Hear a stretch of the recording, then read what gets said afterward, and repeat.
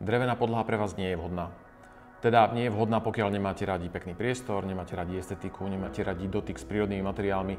Ale tak pre koho teda je drevená podlaha? Drevená podlaha je pre každého, kto oceňuje nadčasovosť. Niečo, čo nemusíte o 10 rokov meniť ako nemoderné.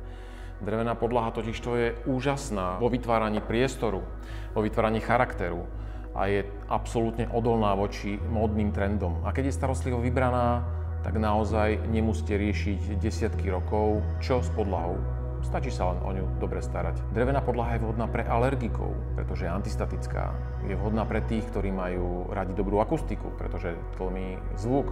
A je vhodná pre tých, ktorí majú podlahové vykurovanie, pretože fantasticky funguje s podlahovým vykurovaním a úžasne prechádza sa z ňou teplo. A je ideálna pre tých, ktorí milujú aj v zime teplý dotyk s podlahou.